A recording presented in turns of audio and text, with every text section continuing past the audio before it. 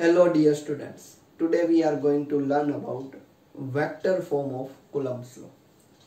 Vector form of Coulomb's law के अंदर first of all I have two charges. First one is Q1 and second one is Q2.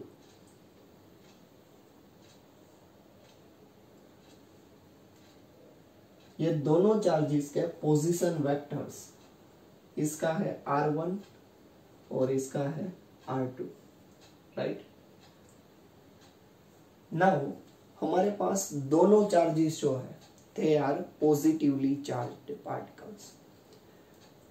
As you know, positive charges के बीच में always कौन सा force apply होगा? Repulsive force. तो ये दोनों के ऊपर जो फोर्स लगेगा वो इस तरह से होगा।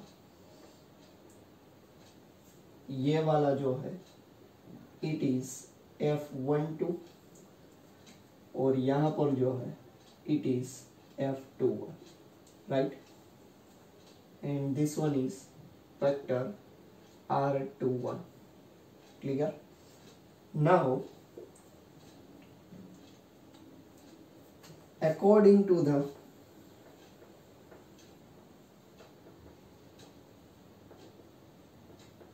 triangular law of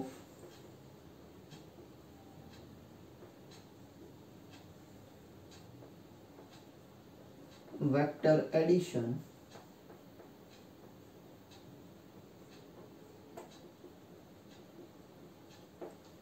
हम क्या लिख सकते हैं?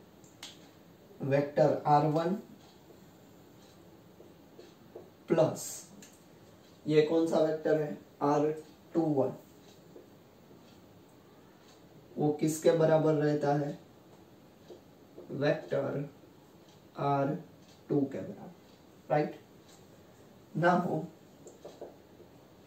Vector R21 is equals to हम क्या लिखेंगे? ये R2 और इसको मैं राइट साइड जंप कराऊं तो क्या हो जाएगा?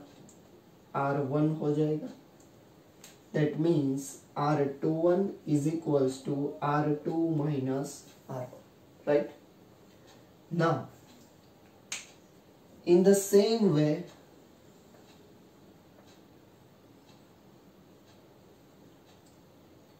यहां पर मुझे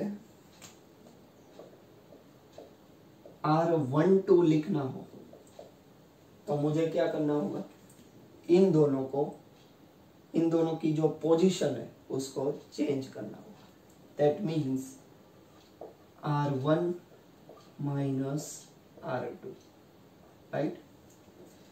अब मैं इसको ऐसे भी लिख सकता हूं, इन दोनों में से माइनस कॉमन निकालू, that means R2 minus R1, right. तो यहां पर मैं क्या लिख सकता हूं? Vector R12 is equal to minus vector R21, right? Now, the force exerted on the charge Q1 due to the charge Q2, ये वाला जो चार्ज है वो इसके ऊपर जो फोर्स अप्लाई करेगा उसकी डायरेक्शन कौन सी होगी? ये वाली डायरेक्शन होगी। That means ये the force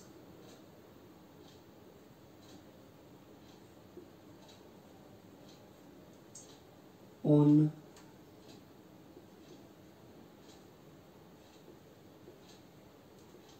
charge Q1 due to the charge Q2, तो उसे हम क्या लिखेंगे? F12। वो कितना होगा? As you know, Coulomb's law का जो फॉर्मूला हमने डिराइव किया वो फॉर्मूला क्या था? 1/4πε0 Q1 Q2 divide by R²। यह फॉर्मूला था हमारा। सेम फॉर्मूला यहां पर अप्लाई कर रहा हूं, 1/4πε0 Q1 Q2 divide by R12 square, और यहां पर मैंने वेक्टर डिनोट किया है, इसलिए यहां पर मुझे क्या पुट करना होगा, R21 cap R21, sorry cap R12, यहाँ पर 12 है इसलिए कैप R12, और कैप R12 क्या है, it is unit vector, right. Now the force exerted on the charge Q2 due to the charge Q1, ये वाला फोर्स, इस डायरेक्शन के अंदर जो फोर्स है उसकी वैल्यू क्या होगी, तो उसको हम लिखेंगे force F21 is equals to 1/4 pi epsilon not Q1 Q2 divide by R21 square cap R21, right. ये दोनों फोर्सेस के फॉर्मूला हमारे पास आ गए। नाउ